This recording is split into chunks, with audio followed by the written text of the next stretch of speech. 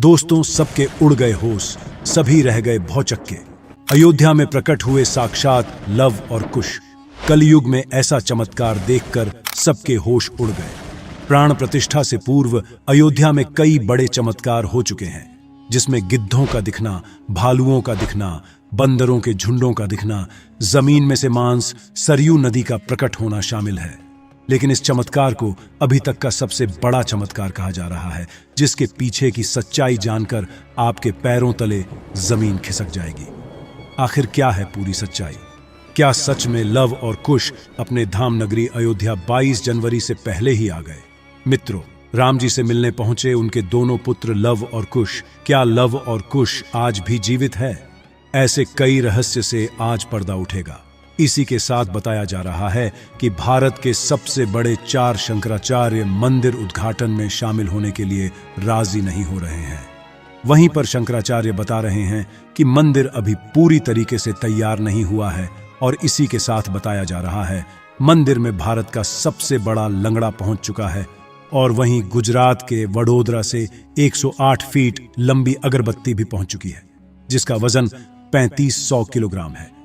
उसी के साथ राम भक्तों ने 21 क्विंटल का घंटा भी मंदिर में पहुंचा दिया है। वहीं मंदिर के यज्ञ के लिए राजस्थान से 650 किलो देसी गाय का घी भी मंदिर में पहुंच गया है।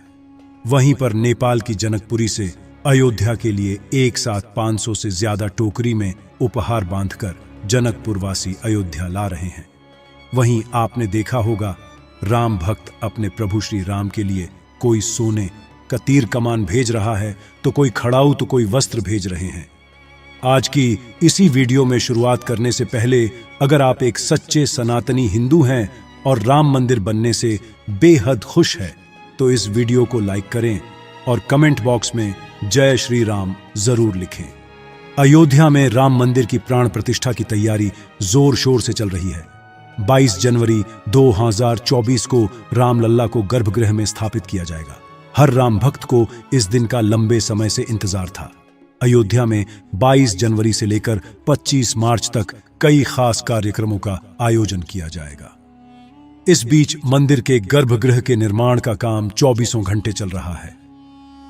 22 जनवरी को राम मंदिर में राम लल्ला की प्राण प्रतिष्ठा होने वाली है। किसी भी मंदिर में की जाने वाली भगवान की मूर्ति की प्राण प्रतिष्ठा का बहुत महत्व होता है। मूर्ति की प्राण प्रतिष्ठा के बिना भगवान का पूजन अधूरा माना जाता हमारे यहाँ है।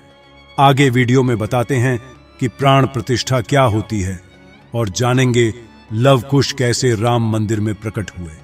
सनातन धर्म में किसी भी मूर्ति की प्राण प्रतिष्ठा बहुत महत्वपूर्ण मानी जाती है। प्राण प्रतिष्ठा मूर्ति स्थापना के समय किया जाता है। किसी भी मूर्ति की स्थापना के समय उस प्रतिमा रूप को जीवित करने की विधि प्राण प्रतिष्ठा कहलाती है। प्राण शब्द का अर्थ जीवन, शक्ति और प्रतिष्ठा का अर्थ स्थापना होता है। ऐसे में प्राण प्रतिष्ठा का अर्थ जीवन शक्ति की स्थापना करना या देवता को जीवन में लाना होता है। बिना प्राण प्रतिष्ठा के कोई भी मूर्ति पूजा के योग्य नहीं मानी जाती है। मान्यता है कि प्राण प्रतिष्ठा के जरिए मूर्ति में जीवन शक्ति का संचार होता है और वह मूर्ति देवता के रूप में बदल जाती है। अर्थात अब साक्षात प्रभु श्री राम अयोध्या राम मंदिर में निवास करने वाले हैं। और जब स्वयं प्रभु एक बार पुनः अयोध्या आ रहे हैं, तो उनके प्रिय बेटे व पुत्र लव कुश कैसे पीछे रह सकते हैं? क्योंकि जब प्रभु श्री राम जी ने जल समाधि के लिए गए, तब उन्होंने लव कुश को अयोध्या का राजपाट सौंप दिया था। वही बताया जा रहा है कि रावण का वध विभीषण ने ही करवाया था। राम जी ने वध करके लंका पर विजय पाई थी, और पुष्पक विमान के जरिए जब वह फिर से अयोध्या लौटे थे, तब प्रभु श्री राम के साथ विभीषण जी भी अयोध्या आए थे और कई दिनों तक अयोध्या में ही रुके थे। इसके बाद उन्होंने लंका का राज सिंहासन संभाला और लंका के राजा बन गए। यानी प्रभु श्री राम की भक्ति उनके लिए बहुत भाग्यशाली साबित हुई है, क्योंकि जो राम की शरण में आ जाता है उसका उद्धार निश्चित है। लेकिन क्या विभीषण आज भी जिंदा है? इसका जवाब आपको आगे की वीडियो देखकर पता चलेगा। हिंदू धर्म की पौराणिक कथाओं के अनुसार माना जाता है कि 8 महान विभूतियां आज भी सशरीर जीवित हैं, जिनमें से कुछ रामायण काल के हैं, तो कुछ महाभारत काल के तथा कुछ विभूतियां उससे भी पहले के काल से आज तक जीवित हैं। पौराणिक मान्यता के अनुसार विभीषण, अश्वत्थामा, बलि, वेदव्यास, हनुमान जी, कृपाचार्य, भगवान परशुराम और मार्कंडेय आर्ष चिरंजीवियों में शामिल हैं। चिरंजीवी का अर्थ होता है जो सृष्टि के अंत तक जीवित रहे और जिसकी उम्र भी न बढ़े, और विभीषण भी इन्हीं चिरंजीवियों में से एक है जो आज भी इस धरती पर मौजूद है और अनंत काल तक जीवित रहेंगे। लेकिन यह वरदान आखिर उन्हें किसने दिया, यह बड़ा जानने का विषय है। भगवान राम के अनन्य भक्त विभीषण बाल्यकाल से ही धर्मपरायण रहे। वह अपने बड़े भाई रावण के धर्म विरुद्ध कार्यों का विरोध भी करते थे। उन्होंने लंका युद्ध में भी धर्म का पालन करते हुए भगवान राम का साथ दिया। इसीलिए प्रभु श्री राम ने उन्हें सृष्टि के अंत तक अजर अमर रहने का वरदान दिया। जब कलयुग का अंत होगा, उस समय भगवान विष्णु एक बार फिर से अवतार लेंगे, जिसका नाम कल्कि होगा। तब ये 8 चिरंजीवी भगवान कल्कि का साथ देंगे और फिर से सतयुग की स्थापना करेंगे। इसका मतलब यही निकलता है कि विभीषण आज भी जीवित है। लेकिन आखिर प्राण प्रतिष्ठा से पहले उन्हें राम मंदिर में उन्हें कब और कैसे देखा गया? आगे वीडियो में जो घटना हम आपको बताने वाले, उसे सुनकर आपके होश उड़ जाएंगे। यह घटना 11 जनवरी रात्रि 12 बजे की। रोजाना की तरह सभी मजदूर राम मंदिर के गर्भगृह का कार्य करके अपने तंबू में विश्राम कर रहे थे। तभी मजदूरों को मंदिर के अंदर से प्रभु श्री राम के नाम जाप की ध्वनि सुनाई दी। अभी किसी भी अन्य व्यक्ति को रात्रि के समय राम मंदिर में घुसने की अभी अनुमति नहीं है। तब उन्हें ऐसा लगा कि शायद किसी आसपास के मंदिर द्वारा उन्हें ध्वनि सुनाई दे रही होगी, तो सभी मजदूर रात्रि में वापस सो गए। लेकिन सुभाष नाम के एक मजदूर को लगातार यह बात खटक रही थी। उसे वह आवाज राम मंदिर से ही आती प्रतीत हो रही थी, तो उसके मन में जानने की उत्सुकता हुई। आखिर इतनी रात्रि को राम मंदिर के अंदर राम नाम का जाप कौन कर रहा है? उसने अपने साथियों को उठाना चाहा, लेकिन सभी गहरी नींद में थे। तब सुभाष अकेले ही राम मंदिर परिसर में पहुंचा। वे काफी महीनों से राम मंदिर के निर्माण कार्य का हिस्सा था। उसे राम मंदिर का एक एक दरवाजा, एक एक कोना अच्छी तरह से पता था। जब उसने राम मंदिर के गर्भगृह में झांक कर देखा, तो वहां पर एक बहुत ही दिव्य पुरुष, जिनके अंदर से काफी तेज प्रकट हो रहा था। वे अपने हाथों में माला लिए राम नाम का जाप कर रहे थे। ऐसा लग रहा था मानो वे काफी दिव्य पुरुष हों और किसी पौराणिक समय से आए हों। उनके बैठने का तरीका और उनका अंदाज राजाओं की तरह मालूम पड़ रहा था। सुभाष यह नजारा देखकर दंग रह गया। इसके बाद सुरेश अपने साथी मजदूरों के पास गया और उन्हें यह सारी सच्चाई बताई। और जब सब मिलकर राम मंदिर गर्भगृह तक पहुंचे, तो सभी के होश उड़ गए, क्योंकि वह दिव्य व्यक्ति वहां से गायब हो चुके थे। क्योंकि रात्रि का समय चल रहा था, तो सभी लोग सुभाष की बातों को भ्रम समझ रहे थे और कोई भी उसकी बात को मानने को तैयार नहीं था। लेकिन सुभाष जानता था, उसने जो देखा है वह बहुत बड़ा चमत्कार है। लेकिन उसके मन में एक ही सवाल था कि रात्रि 12 बजे राम मंदिर में राम नाम का जाप करते हैं, वह दिव्य पुरुष आखिर थे कौन? क्योंकि आज के समय में किसी भी पुरुष के अंदर इतना तेज नहीं हो सकता। उनका संबंध पौराणिक काल से ही हो सकता है। और अगर रामायण काल की बात करें, तो 2 ही शख्सियत हैं जिनके होने का दावा आज भी कलयुग में कहा जाता है। पहले हैं हनुमान जी और दूसरे हैं विभीषण। तो पूरी संभावना यही है कि सुभाष ने राम मंदिर में रात्रि के समय जिस महापुरुष को देखा था, वह राजा विभीषण हो सकते हैं, क्योंकि वह आज भी धरती पर जीवित है और 8 चिरंजीवियों में से एक है। ऐसे दिव्य मौके पर राम मंदिर में कई चमत्कार लगातार हो रहे हैं। जहां कहीं दिव्य शक्तियां भी राम भगवान के स्वागत के लिए अयोध्या आ पहुंची है। राम मंदिर के उद्घाटन की तैयारी अब अंतिम चरण में है। इस बीच एक ओर जहां श्री राम जन्मभूमि तीर्थ क्षेत्र ट्रस्ट लगातार तैयारी की जानकारी साझा कर रहा है, वहीं राम मंदिर के इस महायज्ञ में देश का हर राम भक्त अपनी आहुति अर्पित कर रहा है। आने वाली 22 तारीख के मौके पर कई संत महात्मा और जिन भक्तों ने राम मंदिर के लिए संघर्ष किया, वो सभी अयोध्या पहुंचेंगे। न केवल 22 जनवरी को बल्कि 12 जनवरी से ही मेहमानों का अयोध्या जाने का सिलसिला शुरू हो जाएगा। रामनगरी में 11,000 से ज्यादा वीआईपी मेहमानों के स्वागत की तैयारी की जा रही है। एक समय था जब यहीं अयोध्या में रामलला टेंट में विराजमान थे। आज पक्का घर सिर्फ रामलला को ही नहीं, बल्कि पक्का घर देश के 4 करोड़ गरीबों को भी मिला है। रामायण के समय में अयोध्या को स्वर्ग कहा जाता था। देवता इस स्वर्णिम नगरी कहते थे, क्योंकि यह नगर चारों तरफ से हर प्रकार की सुविधा से युक्त था। लेकिन जब मुगल आक्रांताओं ने भारत पर आक्रमण किया तो पूरे अयोध्या नगर को उजाड़ कर रख दिया। मंदिर के ध्वस्त होने के बाद कई सालों तक यह भूमि वीरान रही और किसी भी हिंदू सनातनी को इस क्षेत्र में आने की अनुमति तक नहीं थी। लेकिन पुनः प्रभु श्री राम जी की कृपा हुई। यहां श्री राम का भव्य मंदिर बनने के बाद यहां आने वाले लोगों की संख्या में बहुत बड़ी वृद्धि होगी। इसे ध्यान में रखते हुए सरकार ने अयोध्या में हजारों करोड़ रुपए के विकास कार्य किया है। राम मंदिर की प्राण प्रतिष्ठा से पहले प्रधानमंत्री मोदी ने अयोध्या में अलग अलग विकास कार्यों का उद्घाटन किया और महर्षि वाल्मीकि इंटरनेशनल एयरपोर्ट अयोध्या धाम भी लोगों को तोहफे में दिया। इस एयरपोर्ट को पूरी तरह से भगवान राम से जोड़ा गया है, जिसकी दीवारों पर भी आपको श्री राम से जुड़ी सजावट देखने को मिलेगी।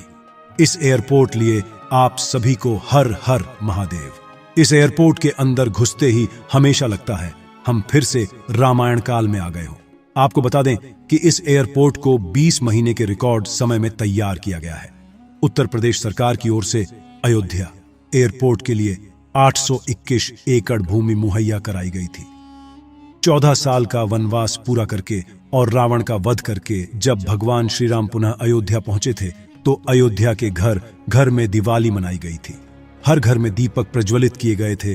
तो जब अब पुनः प्रभु श्री राम अपने धाम को लौटने वाले हैं तो हम 140 करोड़ देशवासी आखिर कैसे पीछे रह सकते हैं। अयोध्या में विवादित स्थल पर 500 साल बाद प्रभु श्री राम के मंदिर निर्माण और श्री राम लल्ला की स्थापना के जश्न में 22 जनवरी को सिर्फ देश ही नहीं बल्कि पूरी दुनिया दिवाली की रोशनी से जगमग होगी। अयोध्या से पीएम मोदी ने देश के सभी 140 करोड़ लोगों से 22 जनवरी के दिन अपने घरों को श्री राम ज्योति नामक दीपक की रोशनी से अपने घरों को जगमग करने का आह्वान किया है। प्रधानमंत्री ने लोगों से हाथ जोड़कर यह प्रार्थना की है कि सभी देशवासी प्रभु श्री राम लल्ला की अयोध्या वापसी के जश्न में अपने अपने घरों को दिए से जगमग कर दें। यानी पूरे देश में इस बार 22 जनवरी को ऊर्जा, आशा, आकांक्षा और उम्मीद व जोश से भरपूर एक नई दिवाली देखने को मिलेगी। यह दिवाली सिर्फ देश ही नहीं बल्कि दुनिया के उन तमाम देशों में भी मनाई जाएगी जहां भारतीय लोग बसे हैं। इसी बीच अब राम मंदिर प्राण प्रतिष्ठा से पहले रामलल्ला के भक्तों के लिए एक और बड़ी खुशखबरी है। दरअसल अब रामलल्ला के गर्भगृह का मुख्य द्वार सोने से बनाया गया है, जो मंदिर के मुख्य द्वार के तौर पर स्थापित कर दिया गया है। राम मंदिर में सोने के दरवाजे की कुछ खासियत भी है। बता दें कि रामलल्ला के गर्भगृह में लगाए गए सोने के दरवाजे पर खूबसूरत नक्काशी की गई है। मंदिर के भूतल पर ऐसे 14 दरवाजे लगने वाले हैं। लेकिन दोस्तों, जब हम राम मंदिर को बनता हुआ देखते हैं तो हमें बड़ा गर्व होता है कि हम राम मंदिर को अपनी आंखों से बनता हुआ देख रहे हैं।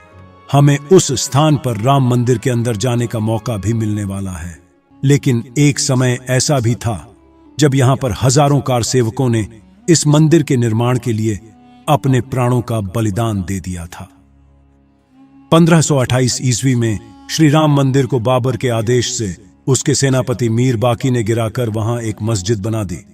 इसके बाद से हिंदू समाज एक दिन भी चुप नहीं बैठा। वह लगातार इस स्थान को पाने के लिए संघर्ष करता रहा। 23 दिसंबर 1939 को हिंदुओं ने वहां रामलल्ला की मूर्ति स्थापित कर पूजन एवं अखंड कीर्तन शुरू कर दिया। विश्व हिंदू परिषद द्वारा इस विषय को अपने हाथ में लेने से पूर्व तक शहर दरबार श्री राम जन्मभूमि मुक्त कराने के प्रयास किए हिंदुओं ने किए, जिसमें देश के हर भाग से हजारों नर नारियों का बलिदान हुआ, पर पूर्ण सफलता उन्हें कभी नहीं मिल पाई। 2 नवंबर 1990 को तत्कालीन मुख्यमंत्री मुलायम सिंह यादव की सरकार में कार सेवकों पर पुलिस ने बर्बरतापूर्वक गोलियां चलाई थीं, जो कि सच में एक निंदनीय घटना है। उस समय अयोध्या के वासुदेव गुप्त, राजेंद्र धरकार, रमेश पांडे और कोलकाता के दोनों कोठारी बंधुओं सहित अनेक कार सेवक इसमें शहीद हो गए थे। नीचे कमेंट बॉक्स में आप इन्हें श्रद्धांजलि जरूर दें। लेकिन दोस्तों, कहते हैं जो सच होता है वो स्प्रिंग की तरह होता है, उसे जितना दबाया जाए वह उतना ही तेज गति के साथ ऊपर आता है। 9 नवंबर 2019 का दिन सुनहरे अक्षरों में दर्ज किया गया, जब सुप्रीम कोर्ट की 5 जजों वाली बेंच ने ऐतिहासिक फैसला सुनाया और विवादित जमीन हिंदू पक्ष को मिली। और अब 22 जनवरी 2024 को भव्य राम मंदिर के अंदर रामलाल की प्राण प्रतिष्ठा होने वाली है। इस प्राण प्रतिष्ठा के भव्य समारोह में देश विदेश की 11,000 हस्तियों का आमंत्रण दिया गया है। लेकिन दोस्तों, कुछ राजनीतिक दलों ने राम मंदिर के इस भव्य समारोह में आने का न्योता ठुकरा दिया है। इसके संदर्भ में देशवासियों का कहना है कि दुनिया में देवता और राक्षस दोनों प्रकार के लोग रहते हैं। देवता मंदिर में प्रवेश कर सकते हैं, लेकिन राक्षस मंदिर के अंदर नहीं जाते। जो राजनीतिक दल मंदिर के प्राण प्रतिष्ठा में आने से मना कर रहे हैं, उन्हें इन्हीं राक्षसों के साथ जोड़कर देखना गलत नहीं होगा। जल्द ही राम मंदिर आम जनता के लिए भी खोल दिया जाएगा। राम मंदिर की भव्यता, लोगों के मन में राम मंदिर को लेकर के उत्साह और साथ ही साथ अयोध्या शहर का विस्तार उन सभी बलिदानों की आत्मा को शांति प्रदान करेगा और देश की प्रगति में भी जरूर सहयोग करेगा। हम दोस्तों आशा करते हैं कि आज की वीडियो के माध्यम से आप राम मंदिर को और उसके इतिहास को करीब से जान पाए होंगे। सभी हमेशा करते आज की वीडियो आपको पसंद आई होगी। लाइक जरूर करें और कमेंट बॉक्स में सभी कार सेवकों के बलिदान के प्रति आप श्रद्धांजलि जरूर दें।